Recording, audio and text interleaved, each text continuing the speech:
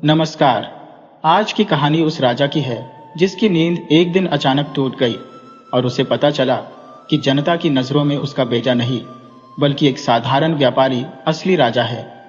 ये कहानी हमें सिखाती है कि असली ताकत हुकूमत से नहीं बल्कि समझ और अच्छे कर्मों से मिलती है। आइए कहानी शुरू करते हैं। अगर आप पहली बार KTV स्टोरी चैनल पर आए हैं तो हमारे परिवार का हिस्सा बनने के लिए चैनल को सब्सक्राइब कर लीजिए और वीडियो अच्छी लगे तो इसे लाइक, शेयर और कमेंट करके हमें अपना प्यार जरूर दिखाइएगा। आपका सहयोग ही हमारी प्रेरणा है। बहुत पुरानी बात है। देवगढ़ नाम के राज्य में राजा राजेंद्र सेन का राज चलता था। राजा अपने कामकाज को लेकर लापरवाह थे और उनका ध्यान राजपाट में बिल्कुल नहीं लगता था। उनका सारा शासन मंत्रियों के ही भरोसे चल रहा था। बहुत कम ऐसा होता था जब राजा ने जनता की शिकायतें सुनने के लिए दरबार लगाया हो। उनका ज्यादातर समय बस आराम करने में ही बीतता था। एक दिन राजा राजेंद्र सेन अपने एक खास मंत्री से बात कर रहे थे। मंत्री ने उनसे कहा, महाराज, मुझे लगता है कि राज्य के लोग कहीं आपको भूल तो नहीं गए हैं। राजा ने हैरानी से पूछा, आप ऐसा क्यों कह रहे हैं मंत्री जी? मैं इस राज्य का शासक हूं, भला कोई मुझे कैसे भूल सकता है? मंत्री ने समझाया, महाराज, आपको दरबार लगाए बहुत समय हो गया है। आपको प्रजा की समस्याओं की कोई खबर नहीं है। मंत्री की बात सुनकर राजा थोड़ा परेशान हो गए और बोले, आखिर हमारे राज्य में कौन सी समस्या है? जहां तक मुझे पता है सभी लोग खुशी से रह रहे हैं। मंत्री ने जवाब दिया, महाराज, बात यह है कि जब आप दरबार लगाते ही नहीं तो आपको समस्याओं का पता कैसे चलेगा? और आपको जानकारी नहीं है इसका मतलब यह नहीं है कि कोई समस्या है ही नहीं। मंत्री की बातें सुनकर राजा ने लापरवाही से कहा, मंत्री जी, आप फिक्र न करें, मुझे मालूम है कि प्रजा का ध्यान कैसे रखना है। तब मंत्री ने सलाह दी, महाराज, कम से कम हर 6 महीने में एक बार तो हमें प्रजा की परेशानी सुननी चाहिए।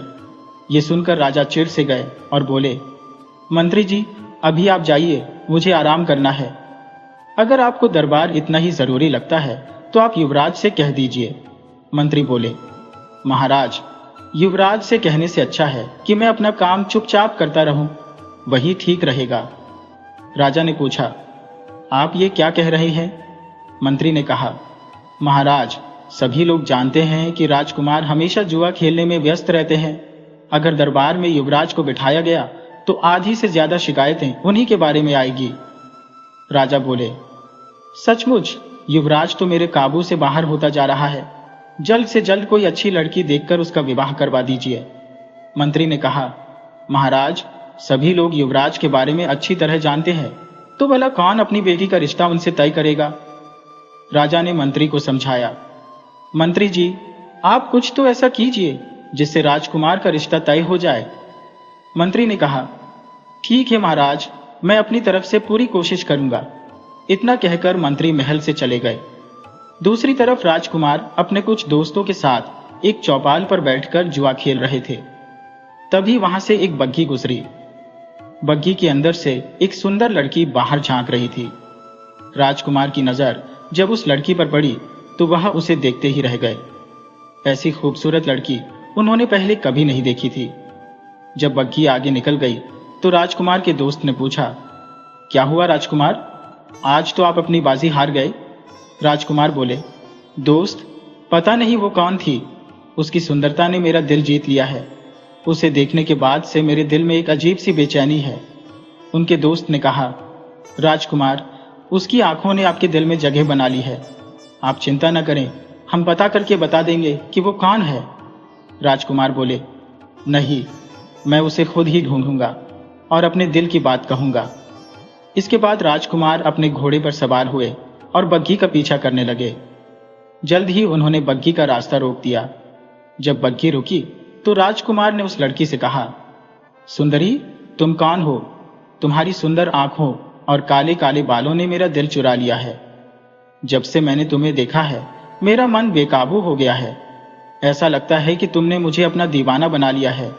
लड़की ने पूछा, पहले तुम बताओ कि तुम कौन हो? राजकुमार ने कहा, मैं इस राज्य का युवराज और भावी राजा हूं। लड़की ने हंसते हुए कहा, अच्छा, तो आप अपने राज्यपाट को छोड़कर अपने दोस्तों के साथ जुआ खेलने में लगे रहते हैं? इस तरह तो आप अपनी सारी दौलत गंवा देंगे। तो इसका मतलब यह हुआ कि मैंने आपके बारे में जो सुना था वो बिल्कुल सच है। लड़की की बातें सुनकर राजकुमार का चेहरा पीला पड़ गया। वह सोचने लगे, क्या मेरे राज्य में लोग मेरे बारे में ऐसा ही सोचते हैं? लगता है कि सभी लोगों के मन में मेरी यही पहचान बन गई है। लड़की ने कहा, क्या हुआ राजकुमार, किस सोच में डूब गए? राजकुमार बोले, कुछ नहीं सुंदरी, जिस तरह तुम सुंदर हो तुम्हारी बातें भी उतनी ही समझदारी भरी है। मैं तो बस यही सोच रहा था कि तुम जैसी सुंदर लड़की का नाम क्या हो सकता है। राजकुमार, मुझे लगता है कि आपको लड़कियों की तारीफ करने की आदत है। लड़की ने कहा, वैसे मैं आपको बता दूं कि मैं इस राज्य के सबसे बड़े व्यापारी हरिनाथ की बेटी हूं। मेरा नाम अदिति है। लड़की की बात सुनकर राजकुमार का चेहरा खिल गया और वह बोले, अगर ऐसी बात है तो तुम्हारा परिवार हमारे राज परिवार के लिए बिल्कुल सही है। अगर तुम मान जाओ तो मैं तुमसे शादी करने को तैयार हो। लड़की ने कहा, राजकुमार, आप अपने राज्य के युवराज होंगे, लेकिन फिर भी मेरे पिताजी ऐसे राजकुमार से मेरी शादी कभी नहीं करवाएंगे जो जुआ खेलता हो, समझे? इसीलिए मेरे पीछे अपना समय बर्बाद मत करो और यहां से चले जाओ। राजकुमार बोले, देखो अदिति, मैं इस राज्य का राजकुमार हूं, जो चाहूं वह कर सकता हूं। मैंने तुम्हें पसंद किया है, तुम्हें तो इस बात से खुश होना चाहिए। इस तरह मेरा अपमान करना तुम्हारे लिए अच्छा नहीं होगा। लड़की ने कहा, राजकुमार, मुझे माफ कीजिएगा, लेकिन मैंने आपका अपमान नहीं किया। मैं तो वही कह रही हूं जो सच है। आप राजकुमार होंगे और आने वाले समय में राजा भी बनेंगे, लेकिन जो आदमी मेहनत करना नहीं जानता, ऐसे आदमी से मेरे पिताजी मेरा विवाह कभी स्वीकार नहीं करेंगे। राजकुमार बोले, अदिति, मैं तुम्हारे पिता से बाद में बात करूंगा, लेकिन पहले तुम ये बताओ कि क्या तुम मुझे पसंद करती हो? अदिति ने कहा, सुनिए राजकुमार, मैं अपने पिता की मर्जी के बिना कोई काम नहीं कर सकती। इस नगर में उनका बहुत मान सम्मान है। मैंने आज तक उनकी अनुमति के बिना कोई काम नहीं किया और न ही कभी करूंगी। अदिति की बातें सुनकर राजकुमार परेशान हो गए और बोले, इतनी कठोर बातें मत करो अदिति, क्या यह तुम्हारा अंतिम फैसला है? अदिति ने कहा, हाँ राजकुमार, मैं बस यही कहना चाहती हूँ कि मेरे पिताजी जहां भी मेरी शादी करवाएंगे मैं वहीं शादी करूंगी। राजकुमार निराश होकर वहां से लौट गए, लेकिन अदिति ने उनके विवाह का प्रस्ताव अस्वीकार करके उन्हें एक सोच में डाल दिया था। वह सोचने लगे, क्या मेरे राज्य में मेरी यही पहचान है? मैं इतने साल से सोच रहा था कि मैं युवराज हो और जो चाहो वह कर सकता हो, लेकिन आज एक लड़की ने, जिसे यह भी पता है कि मैं राजकुमार हो, मेरा प्रस्ताव ठुकरा दिया। इससे बड़ा अपमान मेरे लिए और क्या हो सकता है? यही सोचते सोचते राजकुमार राजमहल लौट आए। जब वह महल में पहुंचे तो उनकी मुलाकात मंत्री जी से हुई। मंत्री राजकुमार से कहने लगे, राजकुमार, मैं आपको ही ढूंढ रहा था। आपके लिए एक अच्छी खबर है। बताइए मंत्री जी, क्या अच्छी खबर है? शायद आपकी खबर सुनकर मेरा मन थोड़ा खुश हो जाए। मंत्री ने कहा, युवराज, महाराज ने मुझे परसों आपके लिए एक अच्छा रिश्ता ढूंढने के लिए कहा था। मैंने बहुत कोशिश करके आपके लिए एक अच्छा रिश्ता ढूंढ लिया है। तब राजकुमार ने कहा, मंत्री जी, मुझे अब इन बातों में कोई दिलचस्पी नहीं है, कृपया आप वापस चले जाइए। राजकुमार की बात सुनकर मंत्री दंग रह गए और बोले, राजकुमार, आप ये क्या कह रहे हैं?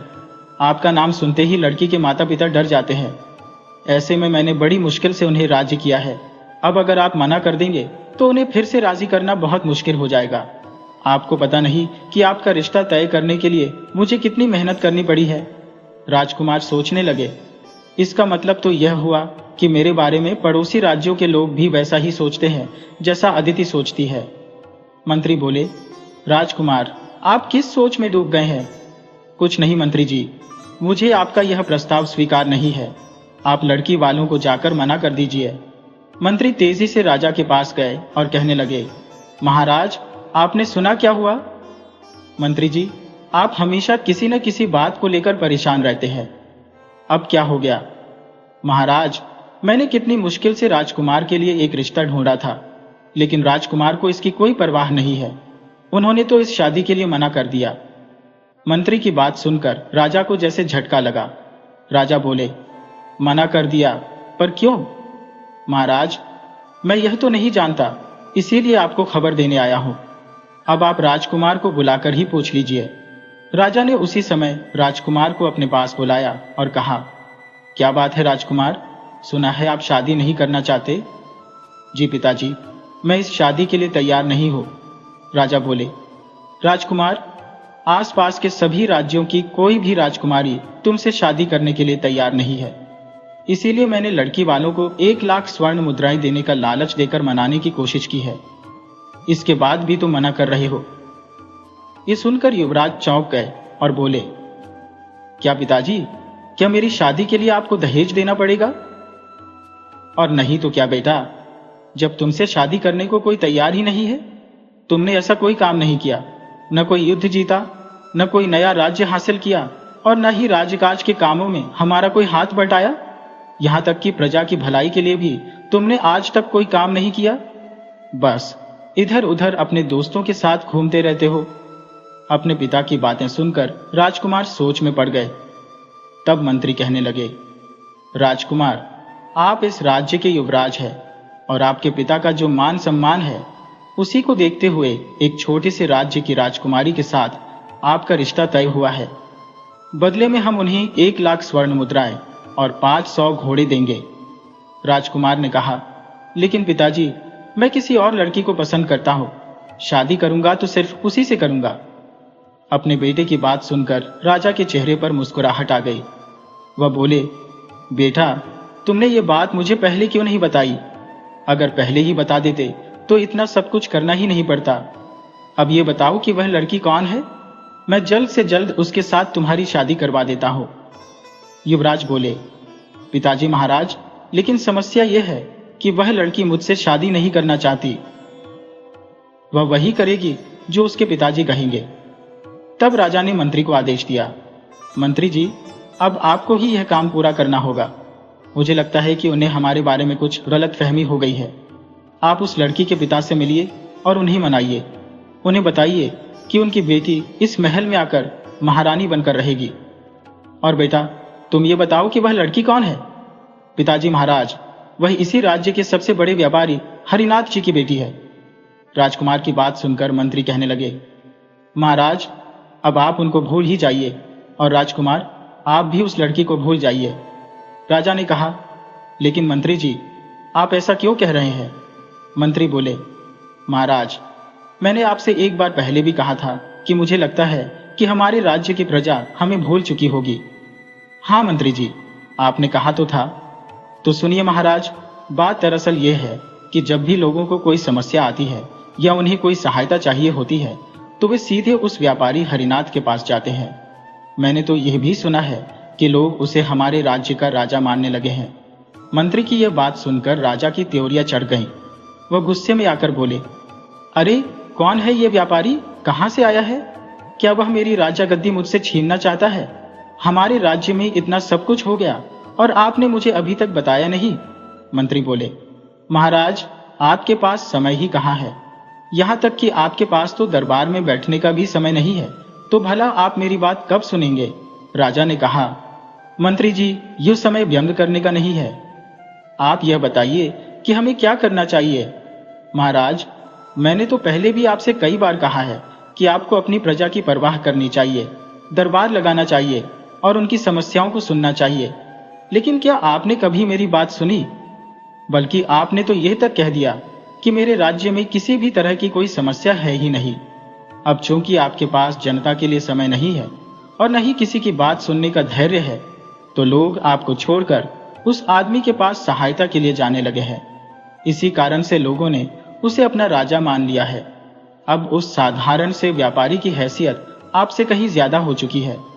मेरी बात का बुरा मत मानिएगा महाराज, लेकिन आप एक राजवंश में पैदा हुए, इसी कारण से आप राजा बन गए। परंतु प्रजा आपको राजा नहीं मानती, प्रजा तो हरिनाथ को ही अपना राजा मानती है। मंत्री की ऐसी कठोर बातें सुनकर राजा क्रोध में आ गए और बोले, मंत्री जी, बहुत हो गया।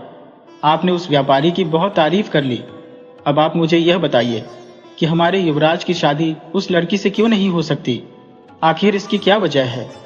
मंत्री ने कहा, महाराज, दरअसल कमी तो हमारे राजकुमार में है, और साथ ही साथ आपकी सारी संपत्ति भी मिला ली जाए तो उस व्यापारी की आधी संपत्ति के बराबर भी नहीं है। ये सुनकर राजा हैरान रह गए। बोले, क्या किसी व्यापारी की संपत्ति हमसे ज्यादा भी हो सकती है? मंत्री ने कहा, महाराज, संपत्ति की बात छोड़िए, वैसे भी हमारे राजकुमार के बारे में राज्य के बच्चे बच्चे को मालूम है, तो फिर ऐसे नौजवान के साथ कोई भी आदमी अपनी पुत्री का विवाह कैसे करेगा? तब राजा ने कहा, ठीक है मंत्री जी, आप उस व्यापारी के पास संदेश भिजवाइए कि मैंने उसे दरबार में मिलने के लिए बुलाया है। आखिर मैं भी तो देखो कि उस व्यापारी के अंदर ऐसी कौन सी खास बात है। राजकुमार, जो अब तक शांत खड़े थे, कहने लगे, पिताजी और मंत्री जी, आप दोनों को कुछ भी करने की जरूरत नहीं है, मैं यह सारा मामला खुद ही संभाल लूंगा। ऐसा कहकर राजकुमार नाराज होकर वहां से चले गए। राजा मंत्री से कहने लगे, मंत्री जी, युवराज की उम्र तो बढ़ गई है, लेकिन उनकी बुद्धि नहीं बढ़ी। आप ऐसा कीजिए, उस व्यापारी हरिनाथ को बुलाइए। आखिर मैं भी तो देखूं कि वह कौन सी बला है। राजा का आदेश पाकर अगले दिन मंत्री व्यापारी हरिनाथ को लेकर दरबार में आ पहुंचे। व्यापारी ने राजा को प्रणाम किया और बोला, राजन, मुझे दरबार में बुलाने का आखिर क्या कारण है? क्या मैं जान सकता हूं? राजा बोले, इन दिनों आपके और आपके व्यापार के बारे में मैंने बहुत कुछ सुना है। आपने इतना बड़ा व्यापारिक साम्राज्य खड़ा किया है, तो मैंने सोचा कि मैं भी तो देखूं कि आप में कितनी बुद्धि है। बस यही जानने के लिए आपको बुलाया है। अवश्य महाराज, आप मुझसे जो भी जानना चाहते हैं, मैं अपनी सामर्थ्य के अनुसार आपको बताने को तैयार हूं। आप पूछिए महाराज, मुझसे क्या जानना चाहते हैं? राजा ने कहा, मैंने आपके लिए एक परीक्षा तय की है और उस पर आपको अपनी बुद्धिमानी दिखानी है। उसी से तय होगा कि आपकी व्यापारिक कुशलता कितनी है। व्यापारी बोले, महाराज, जैसी भी परीक्षा हो मैं तैयार हूं, लेकिन एक बात मैं साफ साफ कह देना चाहता हूं, मैं एक व्यापारी हूं और बिना लाभ के मैं कोई काम नहीं करता। इसलिए आप जो भी परीक्षा लेना चाहते हैं, उसमें अगर मैं जीत गया तो मुझे क्या मिलेगा, और अगर मैं हार गया तो आप क्या करेंगे, ये बात मुझे पहले ही बता दीजिए। राजा ने कहा, व्यापारी, बिना पुरस्कार के तो मैं भी किसी की परीक्षा नहीं लेता, इसीलिए इस बार मैं एक बड़ा दाम लगाता हूं। अब सुनो, अगर तुम इस परीक्षा में जीत गए तो मेरी आधी संपत्ति तुम्हारी हो जाएगी, लेकिन अगर मैं जीत गया तो तुम्हारी आधी संपत्ति तुम मुझे दे दोगे। बताओ, क्या तुम इसके लिए तैयार हो? व्यापारी सोचने लगा, मुझे महाराज की मंशा कुछ ठीक नहीं लगती। इसके पीछे कोई षड्यंत्र है, इसीलिए तो मुझे अचानक दरबार में बुलाया गया है। मुझे पहले से ही लग रहा था कि कुछ न कुछ गड़बड़ होने वाली है। महाराज बोले, क्या हुआ व्यापारी, तुम किस सोच में डूब गए? क्या तुम्हें मेरी शर्त मंजूर है? अगर मंजूर है तो बोलो।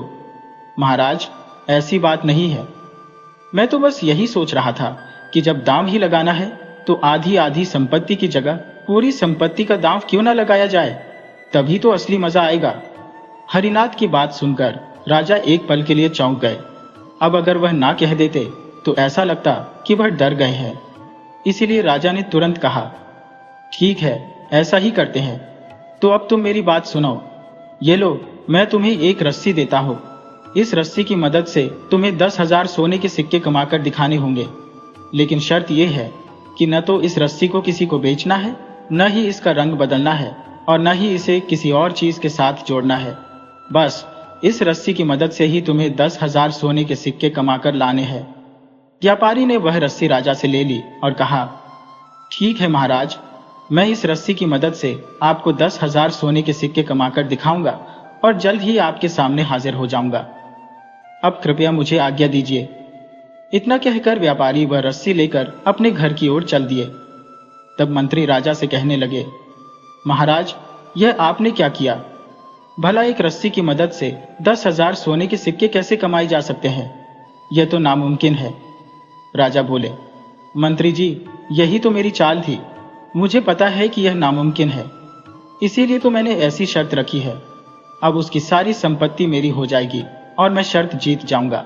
मंत्री बोले, लेकिन महाराज, एक बार फिर सोच लीजिए। वह व्यापारी बहुत बुद्धिमान और चालाक है।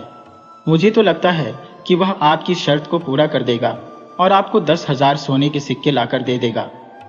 मंत्री की बात सुनकर राजा झुंझला गए और बोले, बस करो मंत्री, मैं तब से देख रहा हूं कि तुम उस व्यापारी के ही गुण गा रहे हो। दूसरी तरफ हरिनाथ जब अपने घर पर पहुंचे तो वहां युवराज पहले से ही उनकी प्रतीक्षा कर रहे थे। व्यापारी ने कहा, कहिए युवराज, आपको मुझसे क्या काम है? बताइए, मैं आपके लिए क्या कर सकता हूं? युवराज बोले, श्रीमान जी, मुझे आपकी बेटी बहुत पसंद है और मैं आपकी आज्ञा पाकर उनसे विवाह करना चाहता हूं। मुझे मालूम है कि मैं सिर्फ नाम का राजकुमार हूं और आपकी बेटी के लायक नहीं हो, लेकिन कुछ दिन पहले मेरी आंखें खुल गई हैं। मैं अब खुद को बदलना चाहता हूं। मैंने जुआ खेलना छोड़ दिया है और अब मैं मेहनत करके कमाना चाहता हूं ताकि मैं आपकी बेटी को पाने का अधिकारी बन सकूं। आज से राजमहल से मेरा कोई रिश्ता नहीं है। मैं सब कुछ छोड़कर एक साधारण इंसान की तरह जीना चाहता हूं। अगर आप आज्ञा दें तो मैं आपकी बेटी से विवाह करना चाहता हूं। व्यापारी बोले, एक तरफ तुम्हारे पिताजी मेरी सारी संपत्ति हड़पने की चाल चल रही है और दूसरी तरफ तुम मेरी बेटी के लिए राज्य छोड़ने को तैयार हो। लेकिन बात यह है कि मैं अपनी बेटी की इच्छा जाने बिना आपको कोई जवाब नहीं दे सकता। आप थोड़ा इंतजार कीजिए। मैं पहले अपनी बेटी से बात करके आता हूं और फिर आपको अपना फैसला बताऊंगा। इसके बाद व्यापारी अपनी बेटी के पास गए और बोले, बेटी अदिति, बाहर युवराज खड़े हैं और वह तुमसे शादी करना चाहते हैं। इसके लिए वह अपना राजमहल छोड़कर आए हैं और मेहनत से काम करने को भी तैयार है। दूसरी तरफ उनके पिता हैं जो मेरे साथ एक चाल चलकर मेरी संपत्ति हड़पना चाहते हैं। अदिति ने कहा, पिताजी, मुझे लगता है कि उनसे विवाह करने में कोई बुराई नहीं है क्योंकि वह एक अच्छे इंसान है। हाँ, उनमें थोड़ी समझदारी और अक्ल की कमी है। बेटी, आखिर तुम कहना क्या चाहती हो? पिताजी, मेरी बात ध्यान से सुनिए। एक राजकुमार होने के बावजूद भी वह मुझे पाने के लिए कोई चाल नहीं चल रहे हैं। अगर वह चाहते तो कोई और रास्ता अपनाकर मुझे पा सकते थे। वह हमें डरा धमकाकर झुकाने की कोशिश कर सकते थे, लेकिन उन्होंने ऐसा कुछ नहीं किया। वह तो बड़ी ईमानदारी के साथ आपकी अनुमति लेने आए हैं। सिर्फ इतना ही नहीं, वह अपना राजमहल भी छोड़ने को तैयार है। ऐसा लगता है कि उनका दिल बहुत साफ है। शायद उनके जीवन में कोई ऐसा नहीं है जो उन्हें सही रास्ता दिखा सके। पिताजी, वह आपका दामाद बन सकते हैं या नहीं, ये तो आप ही तय करेंगे, लेकिन आप उन्हें खुद को साबित करने का एक मौका तो देकर देखिए। बेटी, तुम जो कुछ कह रही हो सोच समझकर कह रही हो। पिताजी, अगर आपको वह पसंद आए और आपने अनुमति दी तो इसमें हमारा ही फायदा होगा। वह हमारे साथ रहेंगे तो इस राज्य पर हमारा नियंत्रण होगा। वैसे भी राजा ने आपके साथ जो शर्त लगाई है, अगर आप उसमें जीत गए तो उस हालत में भी राजा गद्दी हमारे पास ही आ जाएगी। उसके बाद आप युवराज को इस राज्य का राजा बना सकते हैं।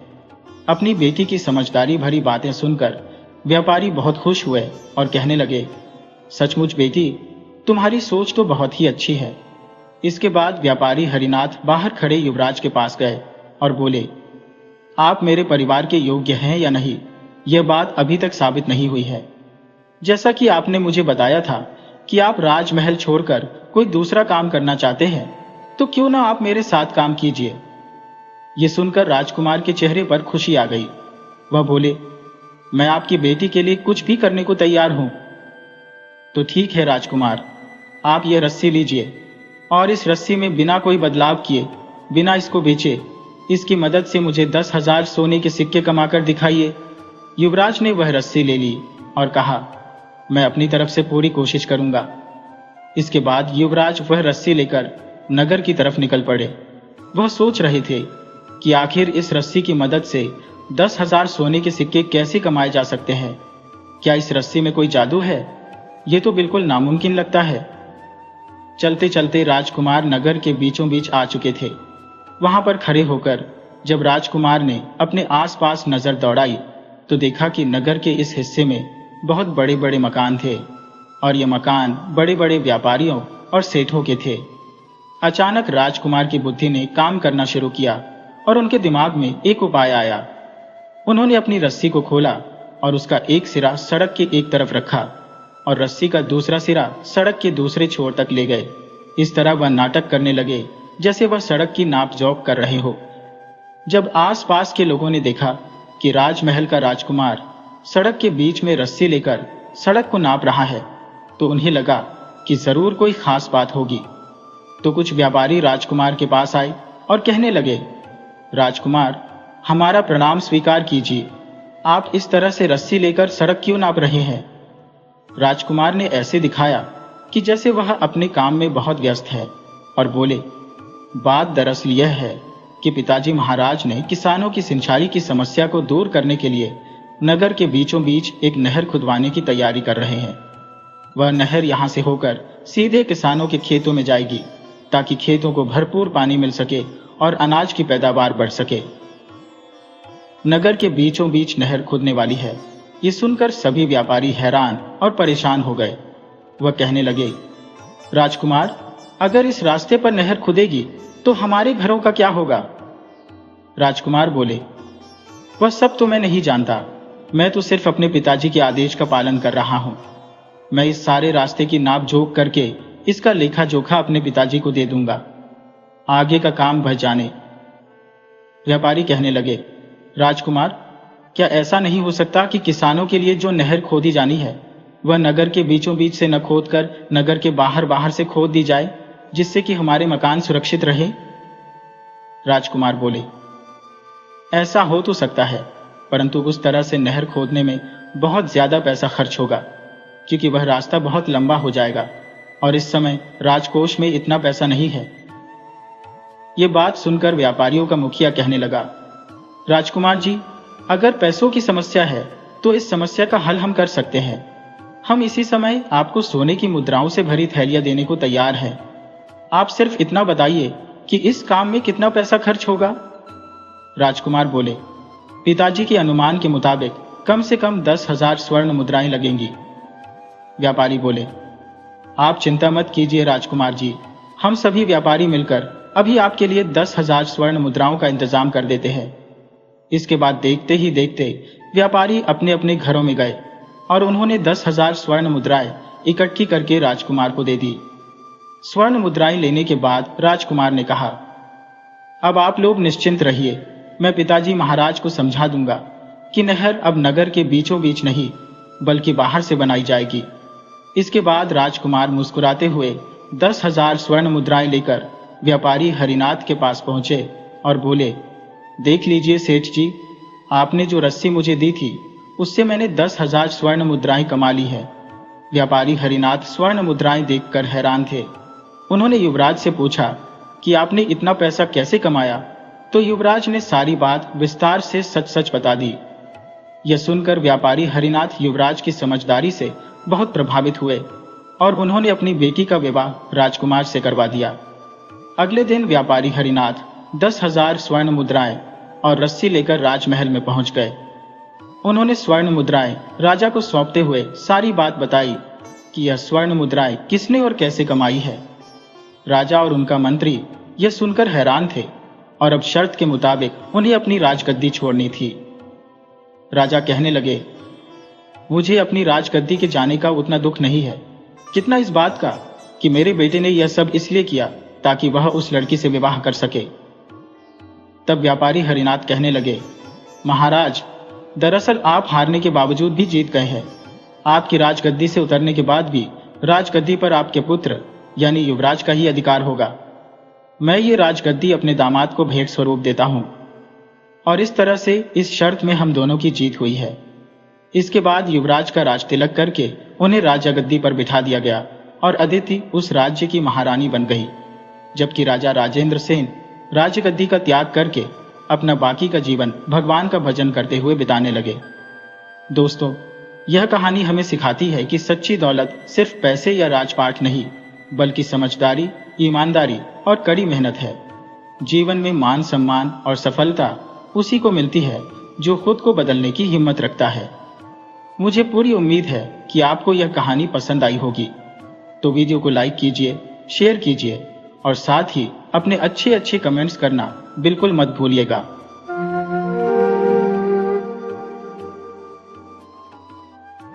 आज हम आपको एक ऐसी कहानी सुनाने जा रहे हैं जो हमें सिखाती है कि लालच की आग इंसान की ईमानदारी और नेकी को कैसे भस्म कर देती है। आइए कहानी शुरू करते हैं। बहुत पुराने जमाने की बात है। शीतलपुर नाम का एक बहुत ही सुंदर नगर था। उस नगर में सभी लोग अपने काम धंधे करते और बड़ी शांति से अपना जीवन बिता रहे थे। शीतलपुर में एक बहुत ही अमीर आदमी रहता था। लोग उसकी बड़ी इज्जत करते थे। वह हर किसी से बड़ी अच्छी तरह से मिलता और प्यार से बात करता। उस आदमी का नाम था चौधरी रोशनलाल। उसके यहाँ पर अक्सर मेहमान आया करते थे।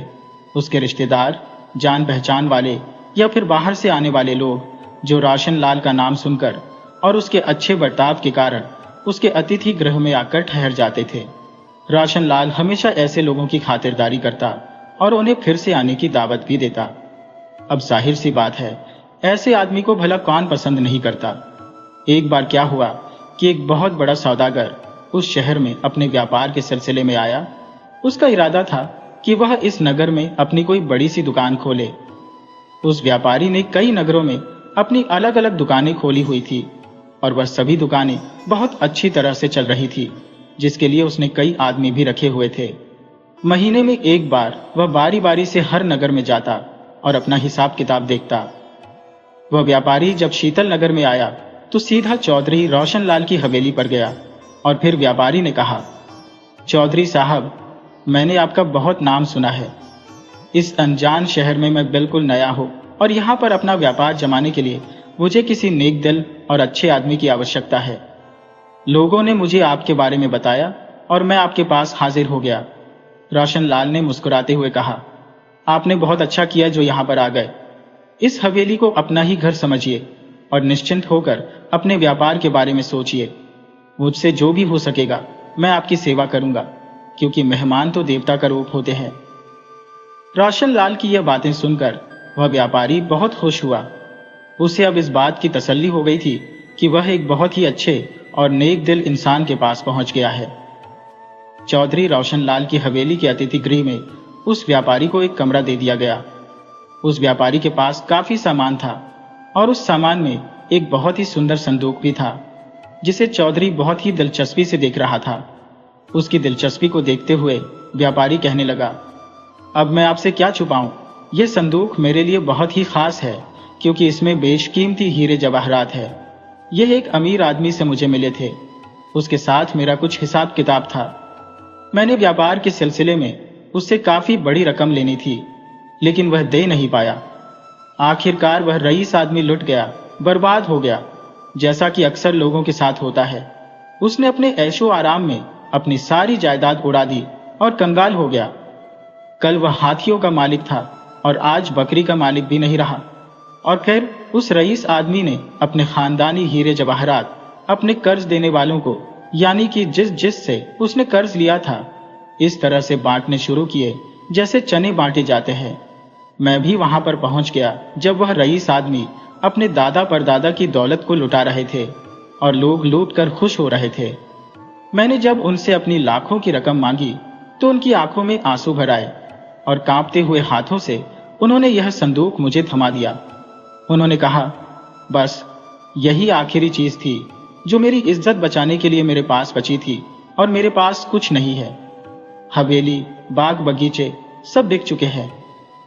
उन्होंने आगे कहा कि इसमें जो हीरे हैं उनकी कीमत आपकी रकम से बहुत ज्यादा है, मगर आपने और लोगों की तरह मुझे बेइज्जत नहीं किया, मेरा मजाक नहीं उड़ाया, इसलिए मैं आपको यह दौलत देता हूं। मुझे उनकी बातें सुनकर बहुत दुख हुआ और मैंने कहा कि मैं आपका कर्ज माफ करता हूं, आप अपना संदूक अपने पास ही रख लीजिए। मगर वह नहीं माने और जानते हैं चौधरी साहब, उन्होंने उस रात आत्महत्या कर ली। भगवान ऐसा किसी के साथ न करे। हर किसी को इतनी बुद्धि मिले कि वह अपने जीवन के फैसले सही तरीके से कर सके। अब अगर मैं यह संदूक अपने घर में ले जाता तो मुझे अपना सफर बीच में ही खत्म करना पड़ता, जिसके कारण मेरा काफी नुकसान हो जाता। इसलिए मजबूरी में मैं इस संदूक को अपने साथ रखे हुए हूँ। अब मैं आपके घर पहुंच गया हूँ तो मुझे सुरक्षित महसूस हो रहा है, वरना लूटने वालों की तो कोई कमी नहीं है। आप ऐसा कीजिए, मेरा यह संदूक अमानत समझकर अपने पास रख ले। मैं जब जाने लगूंगा तो आपसे ले लूंगा। चौधरी रोशन लाल घबराकर बोले, अरे, इतनी बड़ी अमानत संभालते हुए मुझे डर लग रहा है। व्यापारी बोला, इसमें डरने की कोई बात नहीं है, मुझे आपके ऊपर पूरा विश्वास है और फिर यह संदूक आपके पास बिल्कुल सुरक्षित रहेगा। आप खुद ही सोचिए, मैं हवेली के अतिथि गृह में रुका हुआ हूँ, वहां पर काफी लोग आते जाते रहते हैं और यह संदूक वहां पर बिल्कुल भी सुरक्षित नहीं है और मुझे व्यापार के सिलसिले में बाजार में भी जाना पड़ता है, इसलिए मैं इसकी जिम्मेदारी आपको दे रहा हूं। चौधरी रोशन लाल को व्यापारी की बात समझ में आ गई।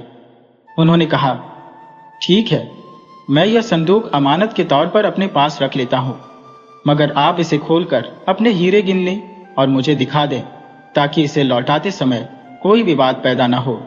और इसके बाद व्यापारी ने चाबी लगाकर संदूक का ताला खोला।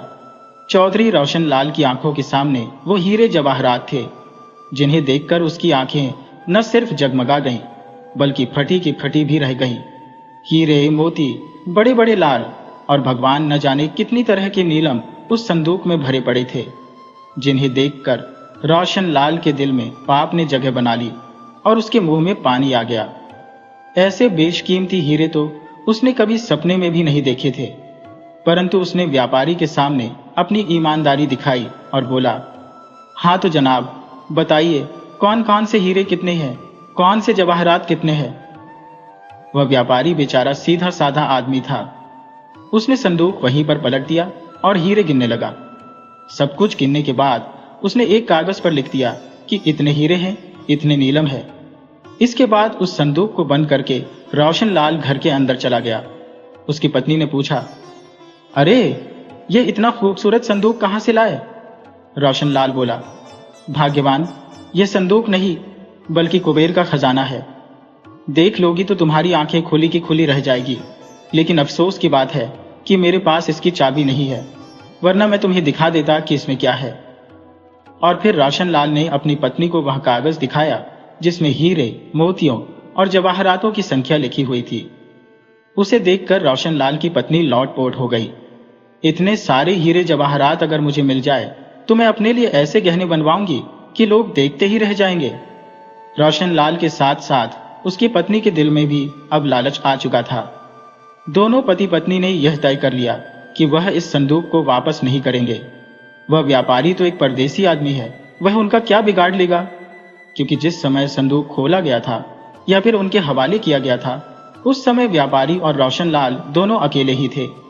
कोई तीसरा उन्हें देखने वाला नहीं था और यह बात भी पक्की थी कि कोई भी उस मेहमान व्यापारी की बात को नहीं मानेगा और चौधरी पर कोई शक नहीं करेगा, क्योंकि अभी तक चौधरी रोशन लाल एक बहुत ही ईमानदार आदमी था और वह खुद भी बहुत अमीर था।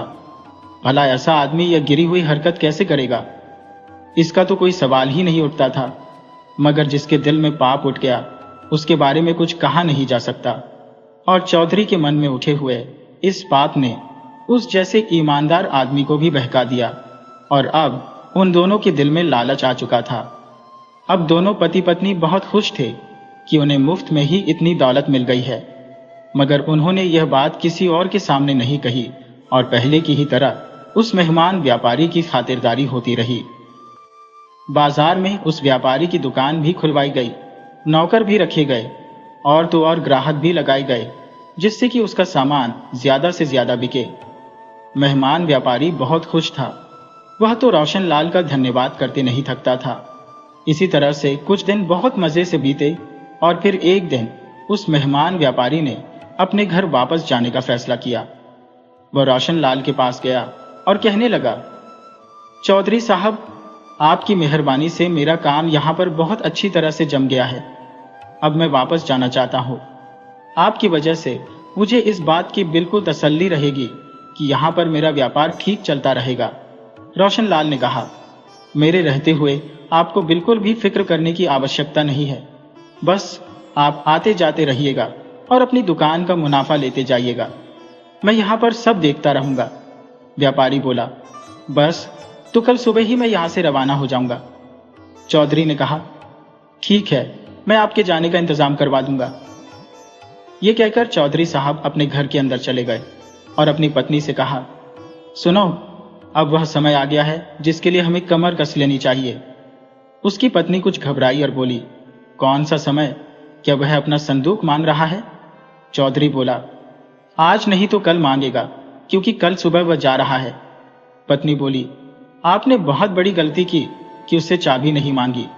अगर हमारे पास चाबी होती तो हम संदूक खोलकर उसमें से हीरे जवाहरात निकाल लेते और उस संदूक में कंकड़ पत्थर भरकर उसे वापस दे देते। पत्नी के यह कहने पर रोशनलाल बोला, लगता है तुम्हारी अक्ल पर पत्थर पड़ गए हैं। मैं उस आदमी से चाबी कैसे मांग सकता था? वह तो संदूक का मालिक है, चाबी तो उसके पास ही रहनी चाहिए।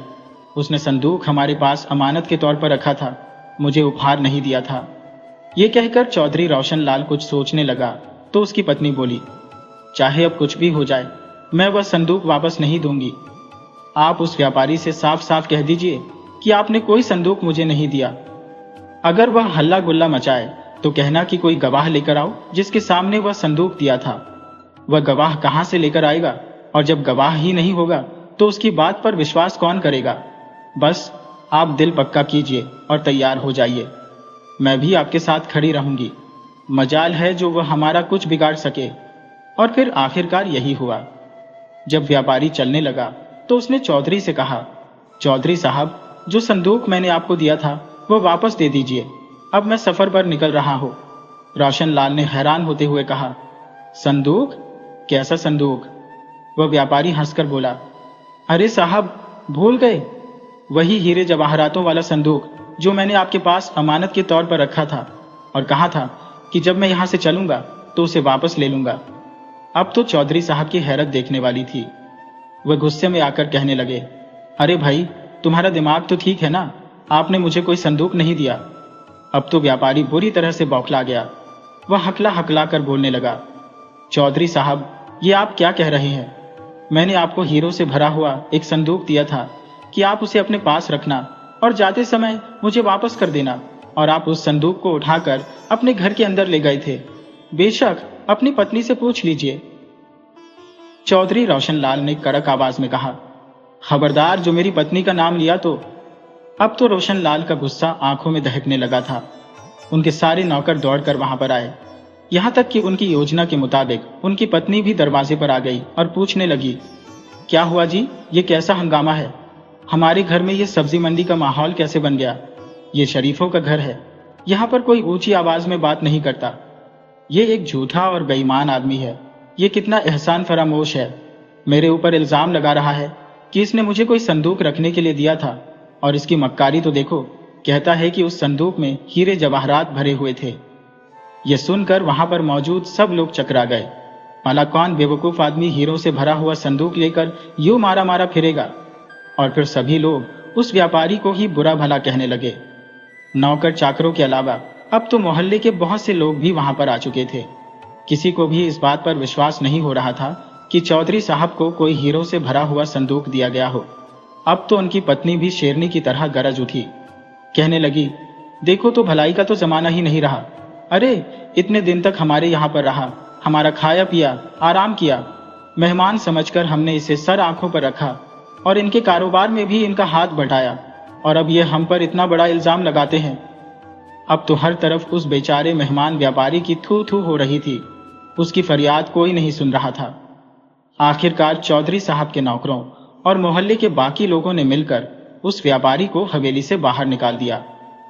वह बेचारा कहाँ जाता? कोई उसका यहाँ पर अपना तो था नहीं। आखिरकार हिम्मत बांधकर वह अपनी नई दुकान पर पहुंचा, और वह आदमी जो दुकान की देखभाल के लिए रखा गया था, वह भी चौधरी साहब का ही रखवाया हुआ था, मगर वह ईमानदार था। चौधरी साहब की यह करतूत वह नहीं जानता था। वह तो उन्हें एक बहुत ही ईमानदार आदमी समझता था, मगर इस लालच का क्या करे जो आदमी को अंधा कर देता है। जब व्यापारी ने उसे सारी बात बताई तो एक बार तो उसे भी विश्वास नहीं हुआ, मगर व्यापारी ने रो रो कर और कसमें खाकर अपनी सारी बात कही। उसे व्यापारी पर बहुत तरस आया। उसने कहा, साहब, आप ऐसा कीजिए कि शहर के कोतवाल के पास जाइए। वह एक बहुत ही ईमानदार और असूलों के पक्के आदमी है।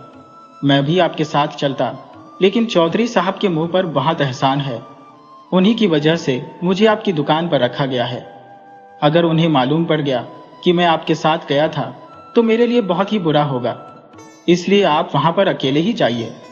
व्यापारी ने कहा, ठीक है, आपका मेरे साथ कोतवाल के पास चलना अच्छा नहीं रहेगा। मैं अकेला ही वहां पर जाऊंगा और आप भी इस तरह का बर्ताव कीजिएगा जैसे आपको कुछ भी मालूम नहीं है, बल्कि आपको मुझसे कोई हमदर्दी ही नहीं है। मैं ये काम खुद कर लूंगा, मैं अकेला नहीं हूं, मेरा परमात्मा मेरे साथ है।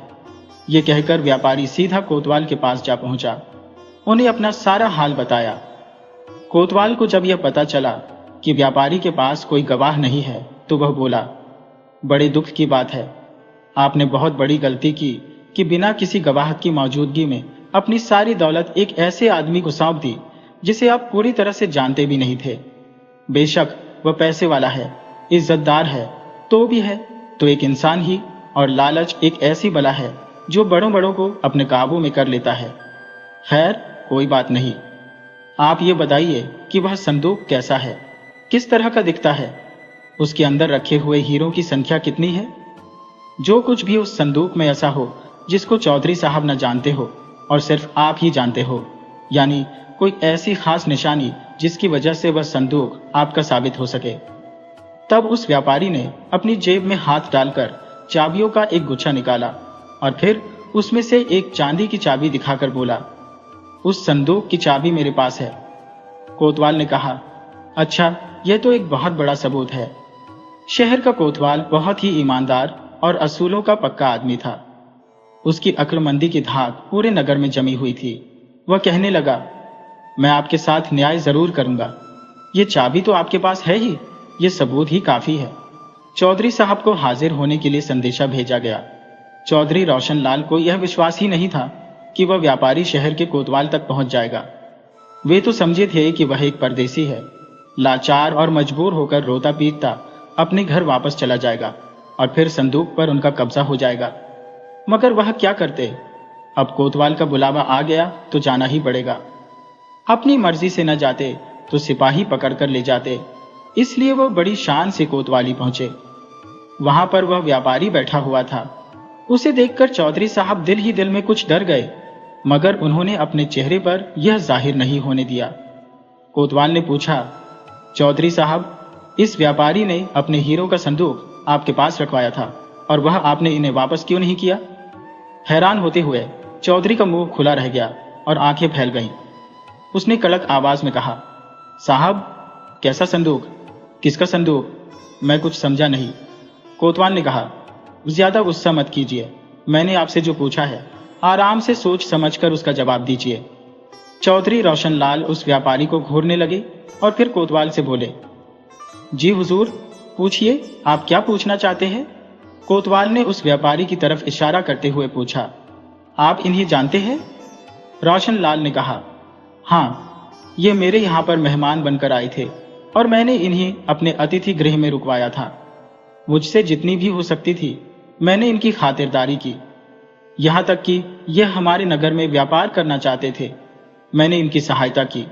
बाजार में इनकी दुकान खुलवाई और जब इन्होंने अपने नगर वापस जाने का फैसला किया तो मैंने इन्हें विदा कर दिया, बस। कोतवाल ने व्यापारी की तरफ देखा और पूछा, चौधरी साहब जो कहते हैं क्या वह सच है? व्यापारी बोला, जी हुजूर, बिल्कुल सच है। इनके मेरे ऊपर बहुत उपकार है। मैंने इनको एक नेक दिल इंसान समझकर अपना हीरे जवाहरातों से भरा हुआ संदूक इनके हवाले किया था, क्योंकि उस समय मुझे इनसे अच्छा और ईमानदार आदमी कोई नजर नहीं आ रहा था। मैंने यह कहा था कि आपके पास यह मेरा संदूक अमानत के तौर पर रखा है, जब मैं घर वापस जाऊंगा तो आपसे ले लूंगा। चौधरी रोशनलाल दांत पीसते हुए बोले, हुजूर, यह बिल्कुल गलत है। यह बहुत ही चालबाज आदमी है, मेरे ऊपर झूठा इल्जाम लगा रहा है। इसने मुझे कोई संदूक नहीं दिया। व्यापारी ने कहा, हुजूर, मेरी बात का विश्वास कीजिए, ईश्वर मेरा गवाह है। तो चौधरी साहब ने कहा, कोई और गवाह तुम्हारे पास है? नहीं ना? अब आप खुद ही फैसला कीजिए हुजूर। वैसे भी भला हीरे जवाहरात से भरा हुआ संदूक लेकर कोई इस तरह से मारा मारा क्यों फिरेगा?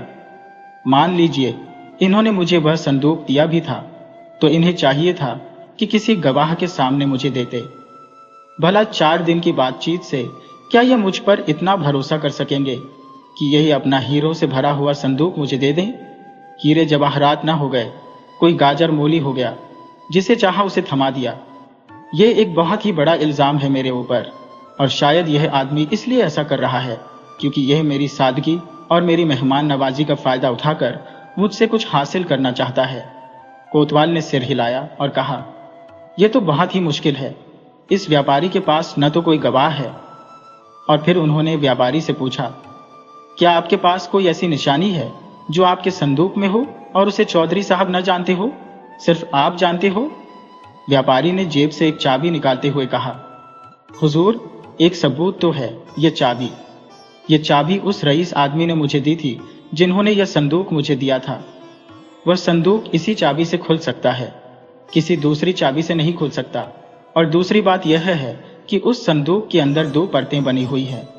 पहली परत को मैं उंगली से दबाऊंगा तो वह खट से खुल जाएगी और उसमें एक छोटी सी मखमल की डिबिया रखी हुई है जिसके अंदर एक अंगूठी है। वह अंगूठी उस रईस आदमी की खानदानी अंगूठी थी। कोतवाल बोला, मगर यह सभी बातें तभी तय हो पाएगी जब वह संदूक बरामद हो जाएगा।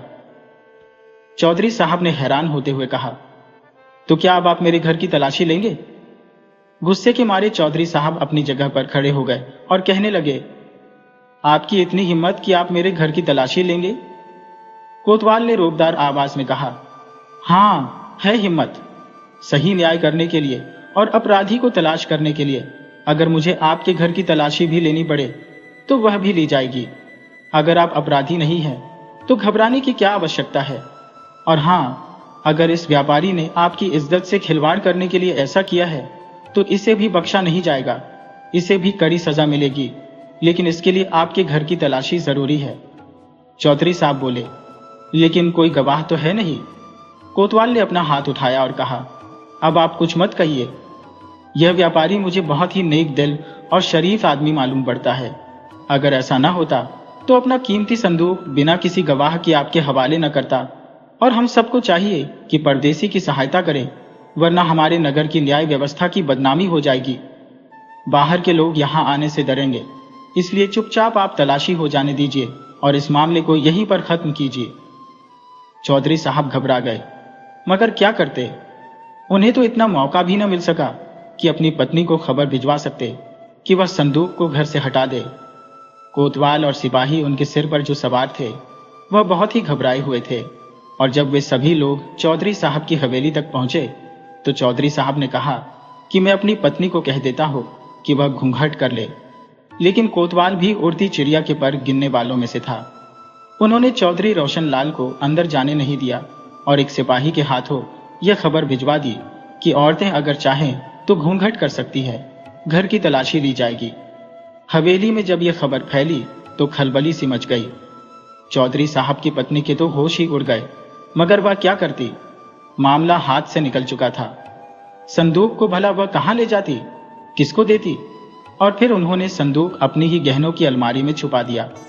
उन्होंने तो कभी सपने में भी नहीं सोचा था कि तलाशी की नौबत आ जाएगी। वह तो समझती थी कि व्यापारी एक सीधा साधा परदेसी है। उन्हें क्या पता था कि वह कोतवाल तक जा पहुंचेगा। सोचा तो यही था कि व्यापारी की बात पर कोई विश्वास नहीं करेगा और 6 महीने के बाद वह आराम से उन हीरे जवाहरातों को अपने गहनों में जड़वा लेंगी और शान से सबको दिखाएंगी। फिर भला कौन पूछेगा कि यह हीरे मोती कहां से आए हैं। हवेली की सारी औरतें एक कमरे में चली गईं। बाद में ऐलान किया गया कि अब इस कमरे की भी तलाशी होगी। कोतवाल ने एक सिपाही को उस कमरे के दरवाजे पर खड़ा कर दिया कि इस कमरे से कोई बाहर ना निकल सके। तलाशी शुरू हुई। पूरा घर उलट पलट कर रख दिया गया। कोतवाल को भी शक होने लगा कि शायद व्यापारी का इल्जाम झूठा है, मगर कहते हैं ना कि झूठ के पांव नहीं होते। एक सिपाही ने कमरे की एक खिड़की पर यूं ही डंडा मार दिया कि तभी उसने दोबारा से डंडा मारा तो फिर उसे जोरदार आवाज सुनाई दी। सिपाही ने कहा कि जरूर इस खिड़की के अंदर कोई लोहे की अलमारी है। कोतवाल ने आगे बढ़कर गौर से देखा तो सचमुच लोहे की अलमारी थी जिस पर एक ताला लगा हुआ था। कोतवाल ने कहा, चौधरी साहब, इसे खोलिए। चौधरी साहब को इस बात का विश्वास था कि ये लोग इस अलमारी को दरवाजा समझकर छोड़ देंगे और बाकी सब कुछ देख लेंगे, मगर बुरा हो उस सिपाही का जिसने यह सारा भाड़ा फोड़ दिया। वह घबरा कर बोले, इसकी चाबी मेरी पत्नी के पास है और वह मायके गई हुई है। कोतवाल ने कहा, ठीक है, मैं इसे अपने सामने ही तोड़वा देता हूँ। घर की मालकिन नहीं है तो क्या हुआ, घर का मालिक तो मौजूद है। लाओ भाई, इसका ताला तोड़ो। और फिर हथौड़े के साथ उस ताले को तोड़ा जाने लगा। हथौड़े की हर एक चोट चौधरी साहब के सीने पर लग रही थी और फिर आखिरी चोट हुई। ताला टूटकर जमीन पर गिर गया और चौधरी साहब भी जमीन पर बैठ गए।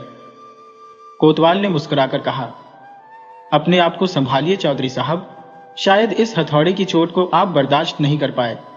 आपके लालच ने आपको कहीं का नहीं छोड़ा। अलमारी का दरवाजा जैसे ही खुला, व्यापारी चीख उठा, हुजूर, वह रहा मेरा संदूक और ये है वह चाबी, इसे आप लगाकर देखिए।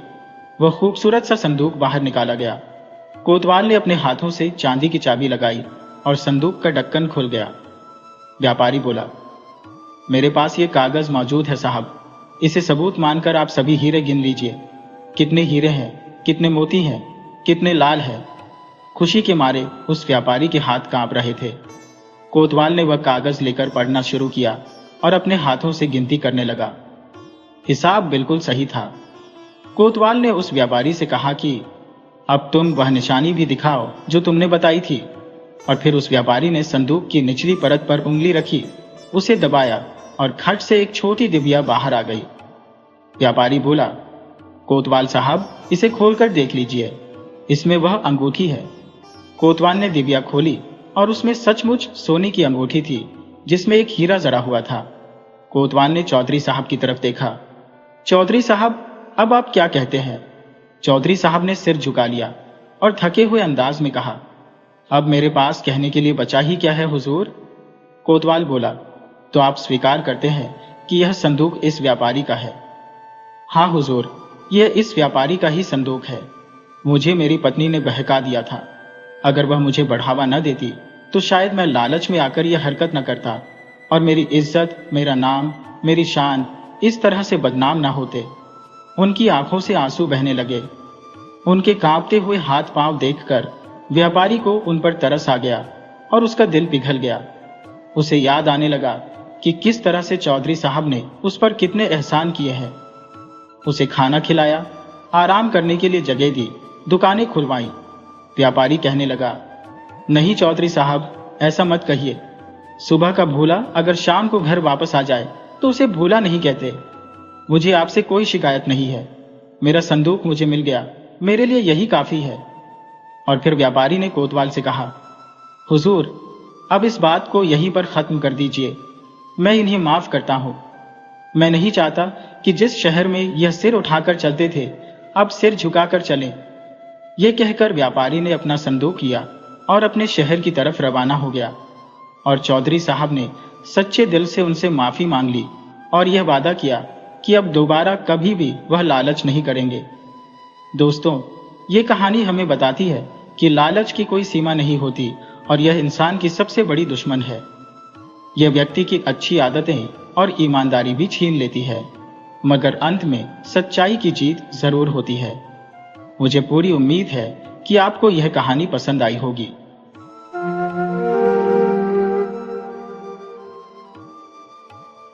आज मैं आपको एक ऐसी दिलचस्प कहानी सुनाने जा रहा हूं जिसमें एक तोते ने हमें जीवन की 3 ऐसी बातें बताई जो किसी भी स्त्री से कभी शेयर नहीं करनी चाहिए। पुराने समय की बात है।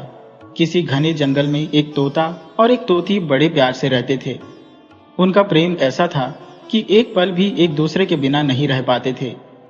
जब कभी तोता दाना पानी लाने बाहर उड़ जाता तो तोती उसकी राह देखते घंटों बैठी रहती थी। जब तक उसका प्यारा साथी लौट नहीं आता तब तक वह कुछ खाती न पीती, बस उसकी वापसी का इंतजार करती। एक दिन की बात है, तोता कहीं बाहर गया हुआ था और तोती हमेशा की तरह उसकी राह देख रही थी। कुछ देर बाद तोता थका हारा लौटा और चुपचाप अपने घोंसले में जाकर लेट गया। तोते की ऐसी हालत देखकर तोती उसके पास गई और प्यार से बोली, क्या बात है जी, आज आप बड़े उदास दिख रहे हैं।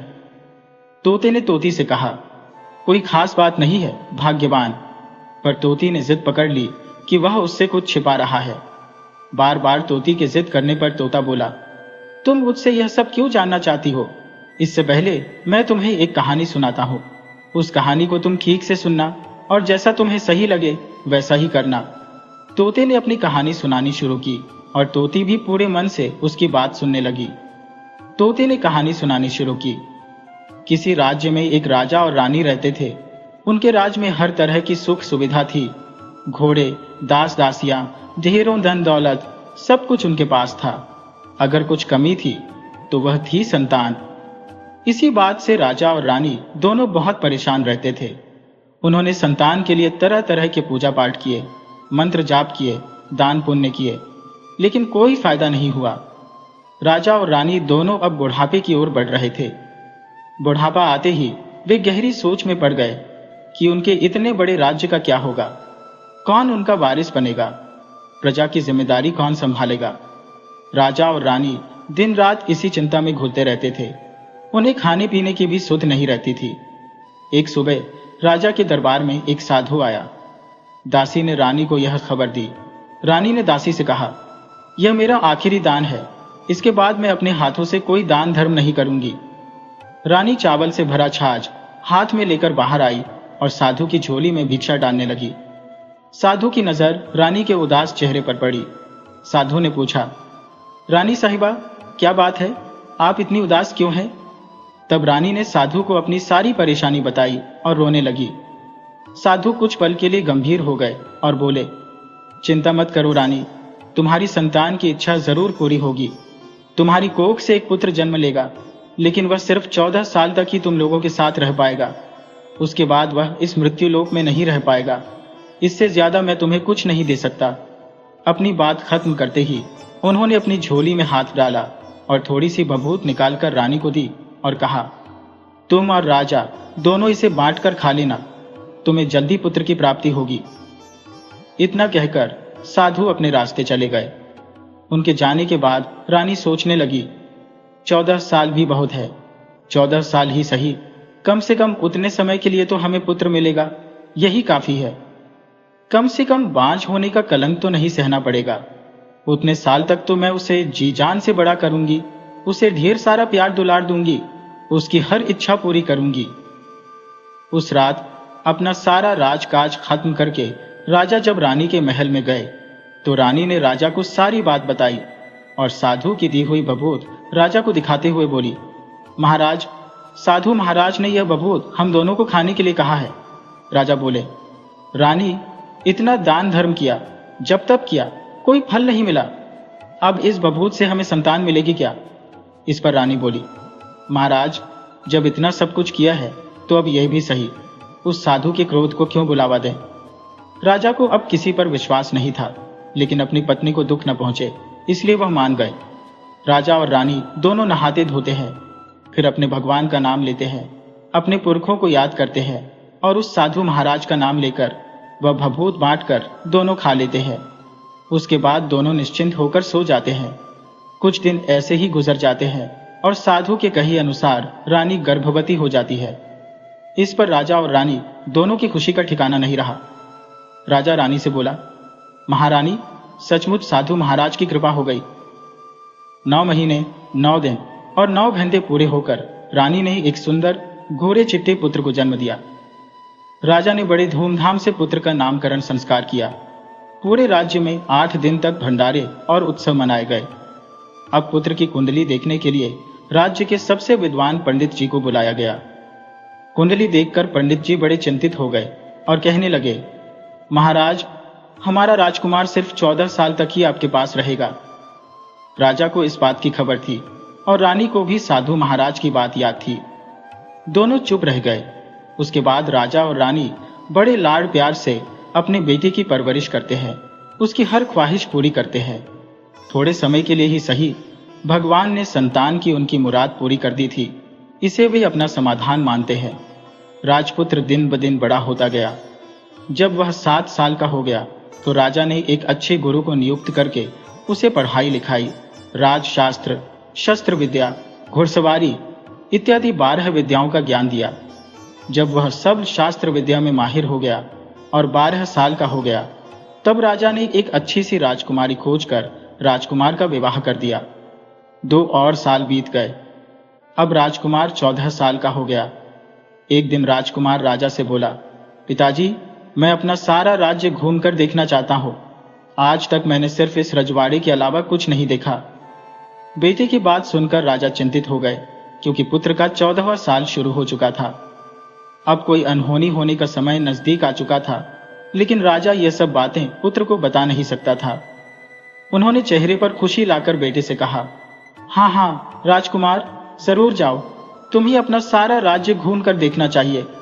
कहाँ क्या है ये सब जानना चाहिए। कल मेरे बाद तुम्हें ही तो राजा बनना है।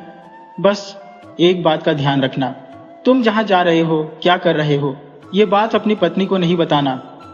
राजकुमार कहता है, ठीक है पिताजी, आपने जो कहा है मैं वैसा ही करूंगा। तो क्या होता है कि राजकुमार दिन भर अपनी पत्नी के साथ मौज मस्ती करता है, खुशियां मनाता है और रात को ठीक 12 बजे बिस्तर से उठकर बाहर चला जाता है। फिर भोर होने से पहले वापस अपने महल में आकर सो जाता है। ऐसे बहुत दिनों तक चलता रहता है। अब पुत्र का 14वां साल खत्म होने में कुछ ही दिन बाकी रहते हैं। इतने में क्या होता है कि उसकी रानी यानी छोटी रानी रात में जाग जाती है। वह देखती है कि बिस्तर पर राजकुमार नहीं है। वह महल में सब जगह राजकुमार को देखती है, पर वह उसे कहीं भी नजर नहीं आता। तो वह क्या करेगी, किससे कहेगी? वह चुपचाप रहती है। फिर भोर होने पर वह देखती है कि उसका पति अपनी जगह पर सोया हुआ है। वह अपने पति से कुछ नहीं पूछती, लेकिन दूसरी रात भी वैसा ही होता है। तीसरी रात, चौथी रात, ऐसे बहुत दिन तक चलता रहता है। रानी बहुत ही चिंतित हो जाती है। पति रात को कहाँ जाता है, किससे मिलने जाता है? उसके मन में ढेर सारे सवाल उठते हैं, लेकिन उसे पूछने में डर लगता है। शायद पति गुस्सा कर बैठे। सास ससुर से पूछने के बारे में सोचा तो उसकी कुल मर्यादा बीच में आ जाती है। इस तरह वह मन ही मन कोड़ती रहती है। इस हालत में उसे खाने पीने में भी दिलचस्पी नहीं होती है और वह दुबली पतली हो जाती है। तो उस राज्य में फूल बेचने वाली एक बूढ़ी मालिन थी। वह हमेशा छोटी रानी को फूल देने उसके महल में आती थी। उस बुढ़िया का ध्यान छोटी रानी पर गया। वह उससे पूछती है, बेटी, तुम्हें किस बात का दुख है? तुम इस तरह सूख कर कांटा क्यों बनी हुई हो? इस पर रानी कहती है, क्या बताऊं तुम्हें अम्मा, तुम्हारा राजकुमार हर रात बिस्तर पर से उठकर कहीं चला जाता है और सुबह भोर होते ही वापस आकर सोता है। वह कहाँ जाता है? प्रेमिका से मिलने जाता है क्या? यह सोच सोच कर मैं अन्न जल ग्रहण नहीं कर पाती हूँ और सूख सूख कर इस तरह कांटा बन गई हो। बुढ़िया सब बातें सुनकर उसे एक उपाय बताती है कि बेटी, ऐसा करना, आज रात तुम सोना मत। उसके पीछे जाकर देखना कि वह कहाँ जाता है, क्या करता है, और उसकी अच्छी तरह से पहरेदारी करना। रानी बोली, पर मुझे नींद आ गई तो? तब बुढ़िया बोली, तुम्हें नींद ना आए इसके लिए एक काम करना, अपने बाएं हाथ की उंगली में एक जख्म करना, उस पर थोड़ी सी मिर्च छिड़कना, उससे तुम्हें बड़ी जलन होगी। उस पीड़ा से तुम्हें रात भर नींद नहीं आएगी। रानी बुढ़िया के कहे अनुसार करती है। उंगली की जलन से उसे बड़ी देर तक नींद नहीं आती, लेकिन बाद में वह सो जाती है। दूसरे दिन सुबह बुढ़िया फूल लेकर उसके महल में पहुंचती है और पूछती है, क्या हुआ बेटी, देख पाई क्या, पति कहाँ जाता है? रानी कहती है, नहीं अम्मा, पहले कुछ समय जलन के कारण मुझे नींद नहीं आई, पर कुछ देर बाद रात में सो गई। बुढ़िया माई कहती है, कोई बात नहीं, आज तुम उंगली पर पहले से थोड़ा बड़ा जख्म करना और ज्यादा मिर्च लगाना। तो रानी वैसे ही करती है, परंतु वह सिर्फ पति के बिस्तर से उठकर बाहर निकलने तक ही जाग पाई और वह उसके पीछे नहीं जा सकी, क्योंकि उसकी आंखें उस समय तक मूंग गई थी। दूसरे दिन सुबह बुढ़िया आती है तो उसने पूछने पर रानी रो रो कर कहती है, अम्मा, मैं आज भी उनकी पहरेदारी ठीक से नहीं कर पाई। बुढ़िया कहती है, रोना नहीं बेटी, सब कुछ ठीक हो जाएगा। तुम आज रात जख्म और बड़ा करना और उस पर ज्यादा मिर्च छिड़कना, और एक काम करना बेटी, जब वह जाने के लिए निकलता है तो उसका रास्ता रोकना। बुढ़िया ने जैसा बताया रानी वैसा ही करती गई। आज रात उसे नींद नहीं आती।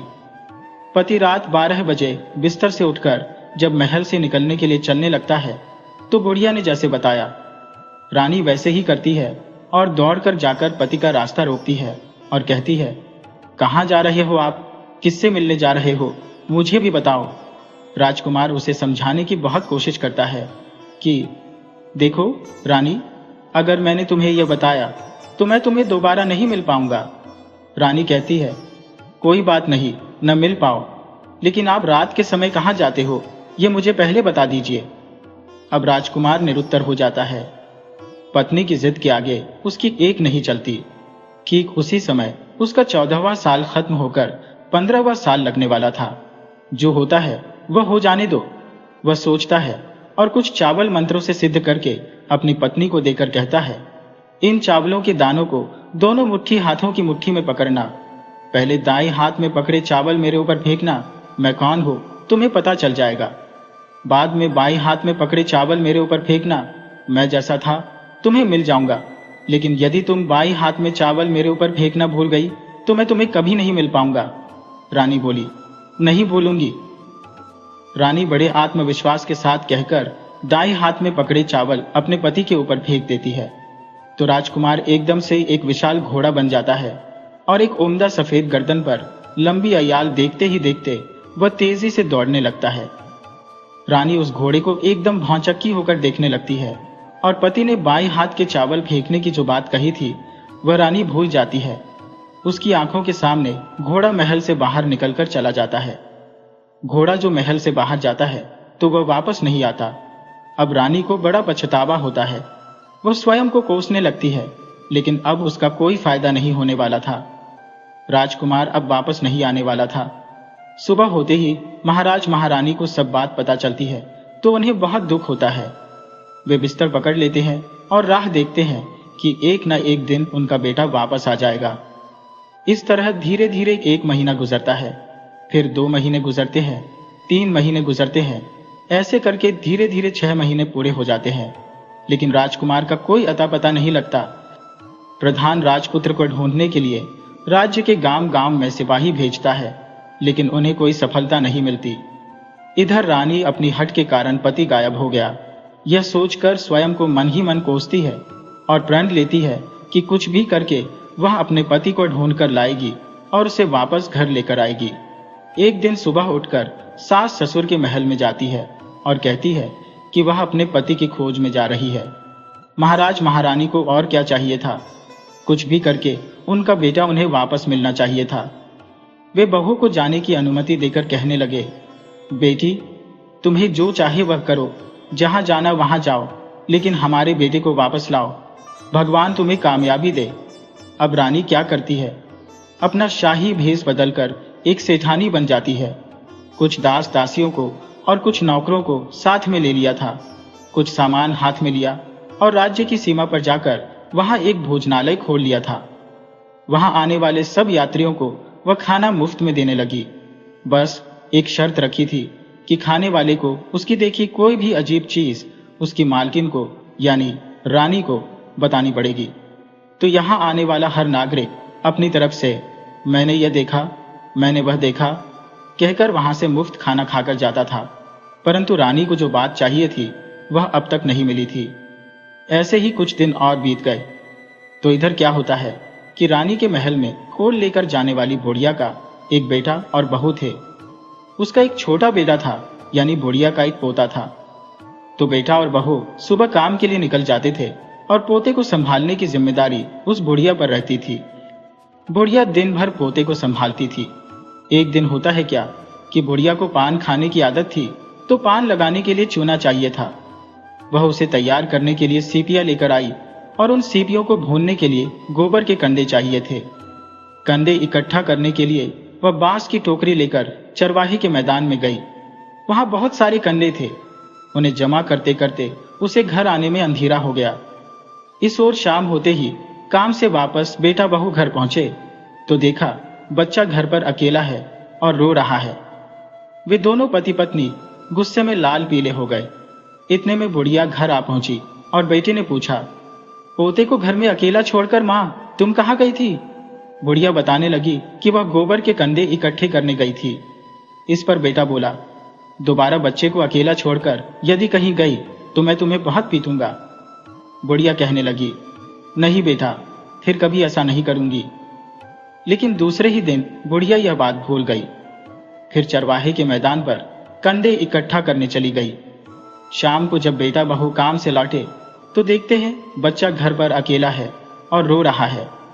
अब उसके बेटे की सहन शक्ति खत्म होने लगी और बुढ़िया के वापस आने पर उसके बेटे ने बुढ़िया को घर से निकाल दिया। बुढ़िया रात भर घर के बाहर अंधेरे में बैठी रही और सुबह होते ही हाथ में टोकरी लेकर कंडे इकट्ठा करने के लिए निकल गई। उस दिन उस पर कंडे इकट्ठा करने का मानो पागलपन सवार था। कंडे इकट्ठा करते करते कब अंधेरा छा गया उसे मालूम नहीं चला। उसे जब ध्यान आया तो गांव का रास्ता भी ठीक तरह से दिखाई नहीं दे रहा था। वह अंधेरे में आंखें फाड़ फाड़ कर देखती जा रही थी। किसी तरह आगे निकल पड़ी तो होता क्या है कि एक कपिला गाय छन छन की आवाज करते, गले की घंटी बजाते ठुमक कर उस मैदान पर आ गई। उसे देखकर बुढ़िया सोचने लगी, इस गाय के पीछे पीछे जाऊंगी तो गांव तक पहुंच जाऊंगी। तब बुढ़िया उसके पीछे पीछे जाने लगी। वह गाय क्या करती है, उस मैदान से लेकर एक एक करके 6 मैदान पार करती है। आखिर में वह 7वें मैदान पर पहुंचती है तो वहां क्या होता है कि उस मैदान में एक बड़ा सा पत्थर है। गाय जाकर उस पत्थर को अपना सींग मारती है। सींग मारा तो वह पत्थर दूर हट गया और पाताल में नीचे जाने की सीढ़ियां दिखाई देने लगी। तब वह गाय उन सीढ़ियों से नीचे जाने लगी। बुढ़िया वह सब देखती रही और झट जाकर गाय की पूंछ को पकड़ लिया। पूंछ पकड़कर वह गाय के साथ नीचे पाताल में पहुंच गई। पाताल में पहुंचते ही तुरंत गाय की पूंछ छोड़ दी और इधर उधर देखने लगी। वहीं से बुढ़िया ने देखा, पाताल में सब जगह जगमगाहट है, दिए दीप जलते हैं। तेज रोशनी गाय के ऊपर पड़ती है तो अद्भुत घटनाएं घटने लगती है।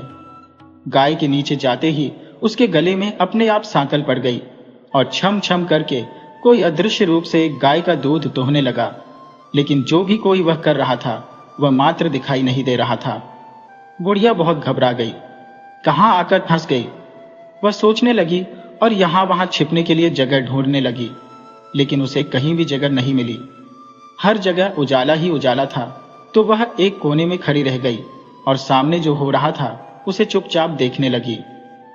कुछ पल के बाद वहां झट से एक उम्दा सफेद घोड़ा आया। वहां 2 कुंड थे, उसमें से एक कुंड में उस घोड़े ने छलांग लगाई और ऊपर आ गया। अब उसे राजकुमार का रूप प्राप्त हो गया। राजकुमार बनने के बाद उसने दूसरे कुंड के पानी में स्नान किया। वहां रखे हुए नए कपड़े पहने और नजदीक एक सुंदर पलंग था, उस पर आकर बैठ गया। उसके सामने अपने आप ही 5 पकवानों की थाली आ गई, दूध की प्याली आ गई, 5 सुपारी आ गए। उसके सामने एक दिया जलता रहा। राजकुमार ने खाना खाया, दूध पिया, 5 सुपारी खाई और बिस्तर पर लेट जाने से पहले सूर्य देव का स्मरण करके सामने जलते दिए से पूछा, दिए दिए दीपांकर, मेरे माता पिता क्या कर रहे हैं? दिया बताने लगा, बेटे के शोक में डूबे हैं। तो राज्य कौन संभाल रहा है? राज्य प्रधान संभाल रहा है। राजकुमार ने पूछा, मेरी पत्नी क्या करती है? तो दिया बोला, उसने चौराहे पर भोजनालय शुरू किया है। आते जाते लोगों से वह नई खबर के बारे में पूछती है। दिए के यह कहते ही राजकुमार कहने लगा, ठीक है। उसके बाद वह सो गया। बुढ़िया कोने में खड़ी यह सब देखती रही। ऐसी अद्भुत घटना उसने जिंदगी में पहली बार देखी थी। उसे अंदर ही अंदर चुलबुलाहट होने लगी। वह अपनी भूख प्यास भूल गई और आगे क्या होता है उसे उत्सुकता से देखने लगती है। लेकिन उसके बाद कुछ और घटनाएं नहीं घटती। रात गुजर गई, सुबह हो गई। सुबह होने पर पलंग पर सोया राजकुमार उठा और फिर से पहले वाले कुंड में छलांग लगाई तो वह फिर से घोड़ा बनकर कुंड से बाहर आ गया। बाहर आते ही वह तेजी से उस पाताल नगरी से बाहर निकल गया। लेकिन वह वहां कहाँ गया, बुढ़िया को कुछ पता नहीं चला। उसके बाद पिछली रात की तरह कोई उस गाय का छम छम करके दूध दोहने लगा। जैसे ही दूध दुहाना खत्म हुआ उसके गले की सांकल अपने आप खुल गई। वह गाय तेजी से ऊपर जाने वाली सीढ़ियों की ओर भागने लगी। गाय को दौड़ते देखकर बुढ़िया सोचने लगी, अब गाय के साथ यहां से ऊपर जाना ही समझदारी है, नहीं तो कोई मुसीबत आकर मेरे ऊपर टपक जाएगी। झट से उस बुढ़िया ने गाय की पूंछ पकड़ ली और गाय के साथ ऊपर आ गई। गाय जब ऊपर मैदान में पहुंची तो उस सुरंग का रास्ता अपने आप बंद हो गया और उसके मुंह पर एक बड़ा सा पत्थर पहले जैसा ही हो गया। उसने पाताल नगरी में जो कुछ देखा वह जल्द से जल्द किसी को बताने के लिए उतावली हो उठी। उसे एकदम याद आया कि नगर की सीमा पर कोई औरत भोजनालय चलाती है और नई बात बताने वाले को अच्छा खाना पीना मुफ्त में देती है। वह सोचने लगी, क्यों ना मैं यह बात उस औरत को जाकर बताऊं। यदि उसे यह बात पसंद आ गई तो बाकी जीवन खाने पीने की झंझट से मुक्ति मिलेगी।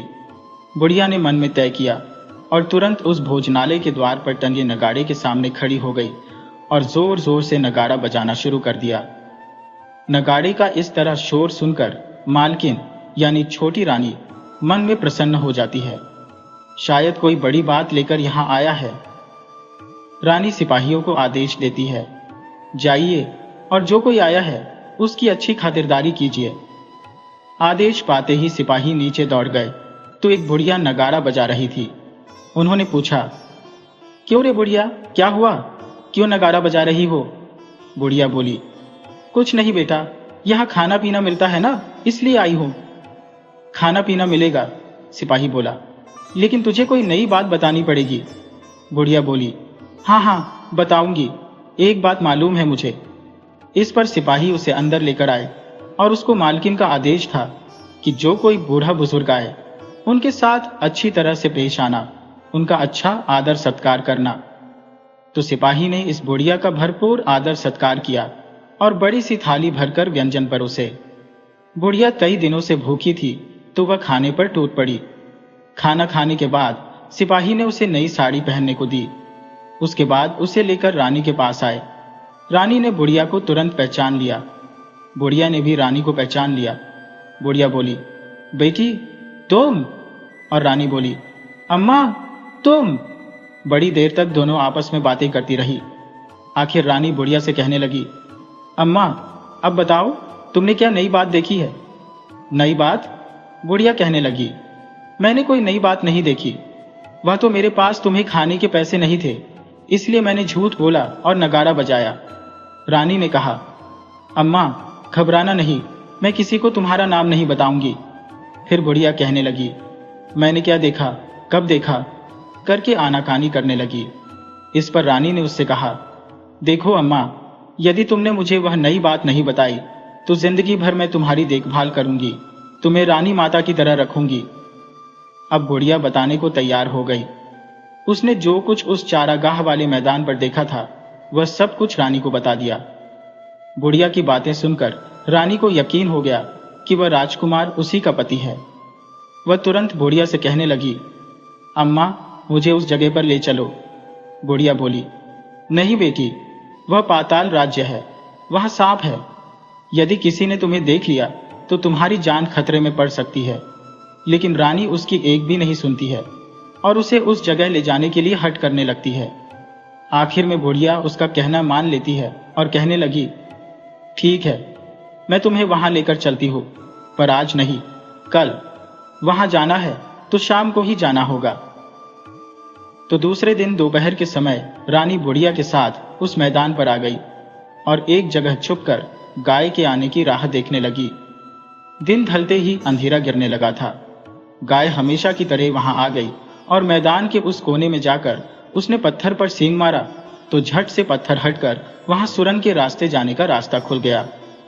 गाय उस रास्ते से नीचे उतरने लगी तो बुढ़िया रानी से कहने लगी, जल्दी आगे बढ़ो बेटिया, हम गाय की पूंछ पकड़कर नीचे उतरेंगे।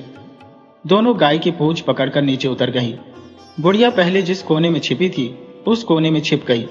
अब नीचे सब कुछ पहले जैसा घटित हो रहा था। गाय के गले में अपने आप सांकल पड़ गई।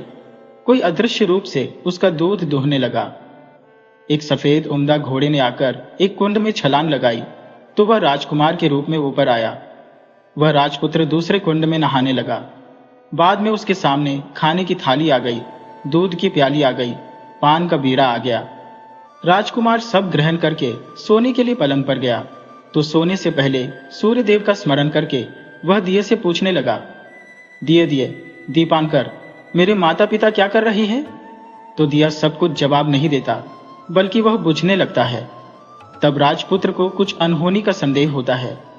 वह उदास हो गया और जो कुछ हुआ वह हो जाने दो, ऐसा सोचकर सोने के लिए बिस्तर पर लेट गया। अब रानी का संयम छूट गया। वह दौड़कर पति के पास गई, उसके पैर पकड़ने के लिए आगे बढ़ने लगी। राजकुमार तुरंत ही पत्नी को पहचान गया। वह झट से पीछे हट गया और चिल्लाने लगा, नहीं नहीं, मुझे मत छूना, सर्वनाश हो जाएगा। रानी दोनों हाथ जोड़कर पति से अपनी भूल स्वीकार करने लगी। कहने लगी, स्वामी, मुझसे भूल हो गई। मुझे आपसे नहीं पूछना चाहिए था कि आप रात को कहाँ जाते हो। मैं अपनी भूल स्वीकार करती हूँ। मुझे मेरी भूल की सजा मिल गई। अब आप घर चलें।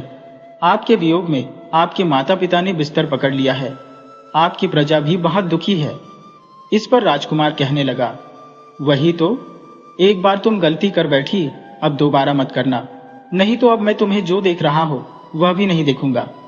रानी अब विलाप करने लगी, जोर जोर से जमीन पर सिर पटकने लगी। राजकुमार के मन में रानी के प्रति दया आ गई। वह उससे कहने लगा, यदि तुम मुझे पाना चाहती हो तो तुम्हें एक काम करना होगा। काम कठिन है, लेकिन वह तुम्हें अकेले करना होगा। रानी कहने लगी, कहो स्वामी, कितना भी कठिन काम हो मैं वह पूरा करूंगी। इस पर राजकुमार ने उसे बताया, इस पाताल से ऊपर जाते ही तुम्हें एक घना जंगल नजर आएगा। ऐसे 6 जंगल पार करने के पश्चात 7वां जंगल मिलेगा। वह जंगल सबसे घना है। उस जंगल के बीचों बीच एक पीपल का पेड़ है। उसके आसपास की जगह पत्ते, फंदे, जटाएं, कांटे इत्यादि से ढक चुकी है। वहां बाघ, शेर, भालू, सांप सभी धमा चौकड़ी मचाते हैं। तुम्हें उन सब पत्तों को साफ करके और उन सबको भगाकर वह जगह साफ करनी है। उसकी गोबर से लिपाई करके पवित्र करना है, रंगोली से सजाना है। उसके बाद वहां धूप, कपूर, अगरबत्ती जलानी है। फूल कुमकुम से पेड़ की पूजा करनी है। दूध दही से बने चावल का भोग चढ़ाना है। यह सब तुम्हें दोपहर को 12 बजने से पहले करना है। 12 बजने के समय तुम्हें उस जगह पर बैठकर सूर्य भगवान का ध्यान करना है। ठीक 12 बजे सूर्य भगवान का रथ वहां उतरेगा। वे यह सब देखकर खुश हो जाएंगे और कहेंगे, जिस किसी ने यह सब किया है उसे मैं मनचाहा फल दूंगा। तो तुम सामने जाकर उसके रथ का दाहिना घोड़ा मांगना, मैं तुम्हें मिल जाऊंगा। इतनी बात सुनकर राजपुत्र अपने पलंग पर सो गया और छोटी रानी भोर होने की राह देखने लगी। भोर होते ही वह बुढ़िया के साथ गाय की पूंछ पकड़कर ऊपर आ गई।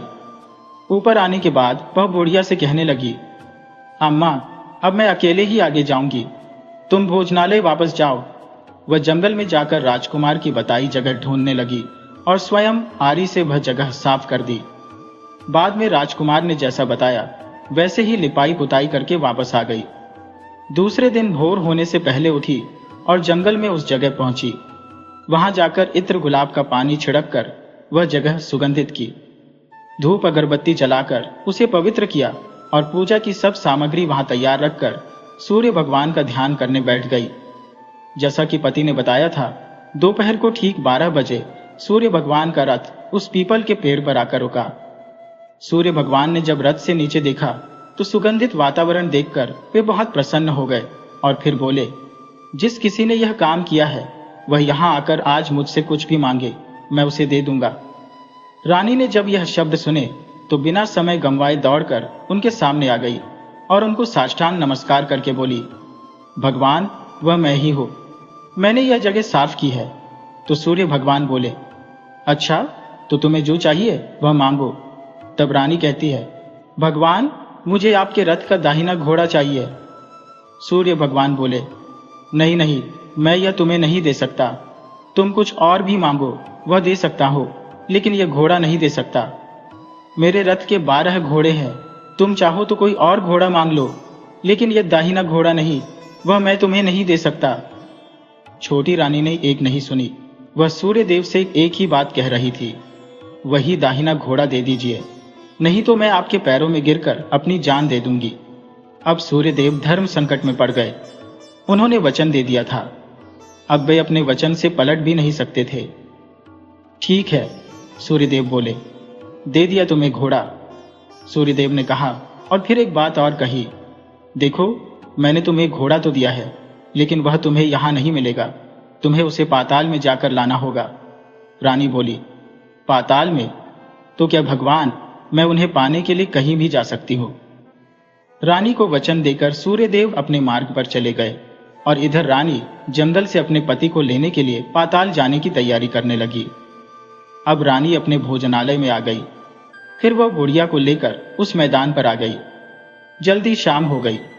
शाम होते ही वहां वह गाय आ गई और उसने सींग मारकर सुरंग का पत्थर हटाया और नीचे उतरने लगी। रानी और बुढ़िया जल्दी जल्दी उसकी पूंछ पकड़कर नीचे आ गई। नीचे पाताल में सब घटनाएं पहले की तरह घटने लगी। घोड़े का एक कुंड में नहाकर राजकुमार बन जाना, नहा धोकर पलंग पर बैठना, तो उसे खाने की थाली, दूध की प्याली आना, पान बीड़ा आना। लेकिन आज एक बात नहीं घटी। आज दो दो थाली, दो दो दूध की प्याली, दो दो पान के बीड़े उसके सामने आए। वह कुछ नहीं बोला। अपने हिस्से की थाली खाकर, दूध पीकर, पान का बीड़ा चबाकर वह सोने चला गया और हमेशा की तरह दिए से पूछने लगा, दिए दिए, दीपांकर, मेरे माता पिता क्या करते हैं? दिए ने बताया, वह दोनों तुम्हारे शोक में मरने की स्थिति में पहुंच गए हैं। ऐसा सुनते ही उसकी आंखों से टप टप आंसू टपकने लगे। फिर वह पूछने लगा, दिए दिए, दीपांकर, मेरा राज्य कौन चला रहा है? तो दिया बोला, तुम्हारा राज्य प्रधान चला रहा है और वह सब कुछ हड़प चुका है। वह प्रजा पर बहुत अत्याचार कर रहा है। यह सुनकर राजकुमार को बहुत गुस्सा आया। वह गुस्से में अपनी मुट्ठी भींचने लगा। अब वह पूछने लगा, दिए दिए, दीपांकर, मेरी पत्नी क्या कर रही है? अब दिया कुछ नहीं बोला, चुप रहा। अब रानी का संयम जवाब दे गया। वह दौड़कर पति के गले लग गई। अब मैं तुम्हें मिल गया हूं, राजकुमार कहने लगा। सच कहते हैं? अब आप फिर से घोड़ा तो नहीं बनेंगे? रानी ने पूछा। तो राजकुमार बोला, नहीं, दोबारा घोड़ा नहीं बनूंगा मैं। तुमने जो इतने सारे कष्ट उठाए मुझे पाने के लिए, इसीलिए सूर्यदेव ने मुझे सदा के लिए घोड़े के जन्म से मुक्त कर दिया है। राजकुमार ने बड़े प्यार से कहा और अपनी पत्नी को गले लगाया और उसकी आंसू पोंछे।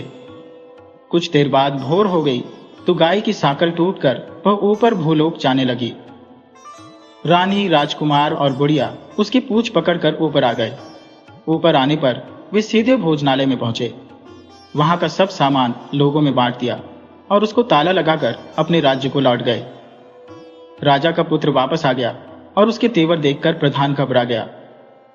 राजा के पुत्र ने उसे बंदी बनाकर कैद खाने में डाल दिया और राज्य की बागडोर अपने हाथ में ले ली। उसके बाद वह अपने माता पिता से मिलने उनके महल गया। तब राजा का पुत्र क्या देखता है कि उसके माता पिता उसके शोक में सूख कर कांटा बने हुए हैं। पुत्र को वापस आया देखकर मरणासन्न राजा रानी की आंखों से टप टप आंसू बहने लगे। इन दोनों ने पुत्र को गले से लगाया, उसे प्यार से सहलाया। इतना होने के बाद उनकी सेहत में एकदम से सुधार आने लगा। वे अब उस बिस्तर से उठकर बैठ गए और अपने पुत्र को आशीर्वाद देने लगे। राजा के पुत्र के आने की खबर तुरंत राज्य भर में फैल गई। प्रजा खुशी से फूली नहीं समाई। प्रजाजन राजमहल के सामने इकट्ठे हो गए। राजा के पुत्र ने भी उन्हें दर्शन दिए और आज से कहा कि तुम्हें कोई दुख नहीं पहुंचाएगा, ऐसा मैं वचन देता हूं। अब राजा अपने पुत्र का राज्याभिषेक करके उसे सिंहासन पर बैठाते हैं और अपनी बहू को महारानी का दर्जा देते हैं और स्वयं अपनी रानी के साथ ईश्वर स्मरण करते हुए खुशी से दिन बिताते हैं। महाराजा बना राजा का पुत्र अच्छी तरह से राज्य चलाने लगा। उसकी पत्नी के साथ अब सुख शांति से जीवन बीतने लगा। उस बुढ़िया को रानी ने अपने पास रख लिया। उसकी अच्छी तरह से देखभाल करने लगी। बुढ़िया और उसके बुढ़ापे के दिन भी अब खुशी से गुजर रहे थे। दोस्तों, ये कहानी हमें बताती है कि जीवन में कुछ बातें ऐसी होती हैं जिन्हें हमें हमेशा अपने दिल में ही रखना चाहिए, खासकर जब वे हमारे रिश्तों से जुड़ी हो। कभी कभी बहुत ज्यादा जानने की जिद हमें मुश्किल में डाल सकती है। इस कहानी की सीख है कि विश्वास और धैर्य रखना कितना जरूरी है। अगर आपको ये कहानी पसंद आई हो तो कृपया हमारे चैनल को सब्सक्राइब करें, वीडियो को लाइक करें और शेयर करें। हमें कमेंट्स करके जरूर बताएं कि आपको ये कहानी कैसी लगी। राधे राधे।